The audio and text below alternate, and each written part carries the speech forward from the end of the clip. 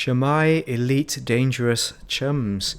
Today we're having another view from a bridge episode. This is where I sit in VR and show you the cockpit or bridge of either a medium or a large vessel. I'm going to do it every Sunday. I'll release one of these around about 14:30 or 2:30 if you're using 12-hour clock. And today we are, of course, in the Mighty Python, one of the best ships in the game, the best multi-ship use in the game. And I'm doing the Robigo run. I'm in the Robigo run, hence why I'm at Sirius Atmospherics. A very beautiful place to come and see.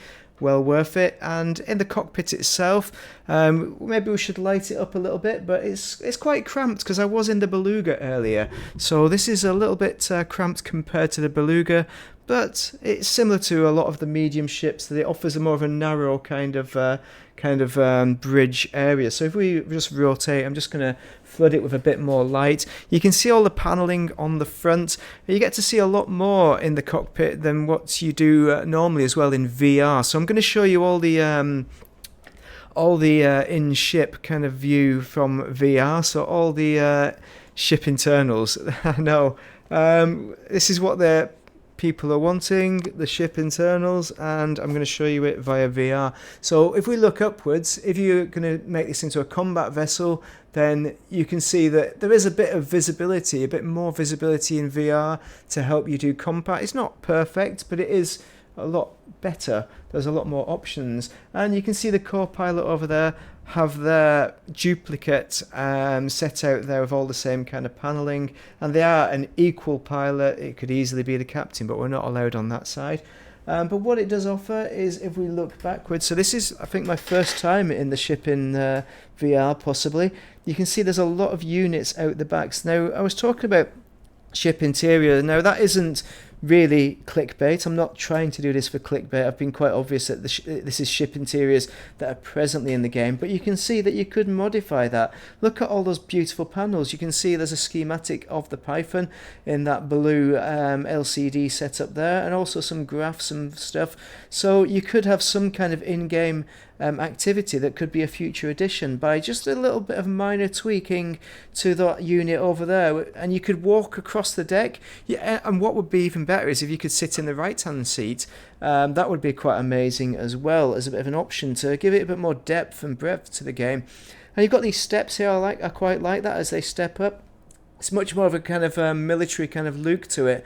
Compared to I was in the Beluga, but this is currently a cruise ship, so it really doesn't look like a cruise ship on the internal. It's very operational. I suppose it's more like an aircraft that's taking passengers places rather than a cruise ship. Oh, and look at that sneaky set of panels on the right hand side. I really like the panels on the inside and the schematics on display. It's kind of a duplicate of the other side, but honestly, I think it looks beautiful. I think we could easily use that for some kind of in-game activity, which would make this a mighty fine ship.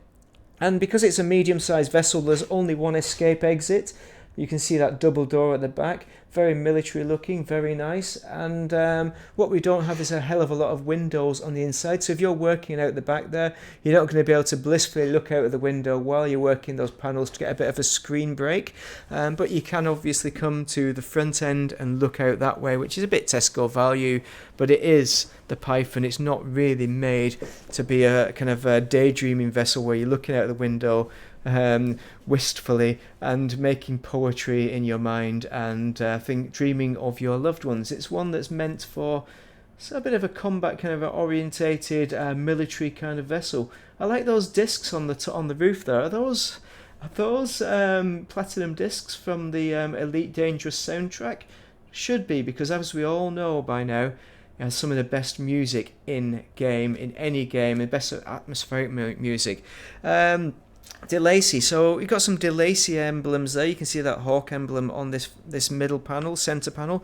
You've also, what I didn't talk about was this exciting vents that are going to heat up our feet, I'm assuming, which is pretty good. That's going to be the passengers getting a bit irate with me because I'm not landing them at their Sirius Atmospherics, where they've got no view. They're not going to see anything. I don't know what they're getting excited about. They can afford to wait, but I think it's just a very good cockpit, or bridge. It's probably a bridge really rather than a cockpit. Very nice looking. I like it. Oh, that actually is more like a cockpit, isn't it? Yeah, sorry. It's more bridge slash cockpit. I think if we had some more seats back there, it would be a bit more bridgy. I think we could fit another seat in for another activity back there. So medium ships, I think a lot of them have that potential where you could have some extracurricular activity. I don't know what that would be. Would that be analysing data, trying to find Raxler, the final end game kind of thing? As soon as we have that in the game, we know the game is coming to the end of life, surely. But maybe that would invigorate the game even more. Make a whole new Raxler cruiser. The cat's just coming, do you want to get out?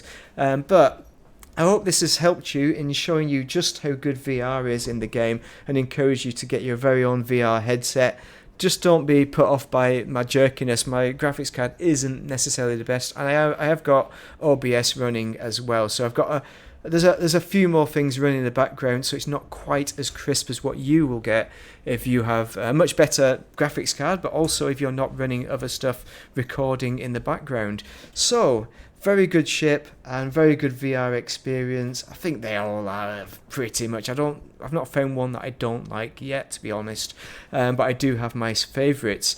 And this is a very, very good one, but there are better ones, I think, for the medium ships. So, got any questions, drop them down below. I'll have another VFAB next week for you, which I'm going to send them up into random kind of orders to give a bit of a flavour there, and I'm going to keep on going with this series no matter what you think. You may hate it, in which case just don't watch it if YouTube suggests it. Now I'm going to let the cat out because the cat's on the... I can't see it. Can you see the cat? She's making noise. She's at the back door. I think she's at that door somewhere, but I can't. It's too dark. I can't see her. She is back there, definitely. What is that panel readout there? 17% of something. 17% of what?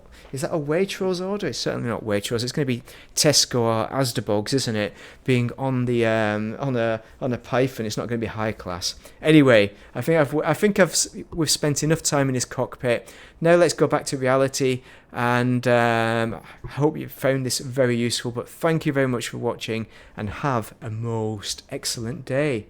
If you are playing Elite Dangerous, get on the VFABs, chums. I got loads of them coming, loads of them. You're going to love it.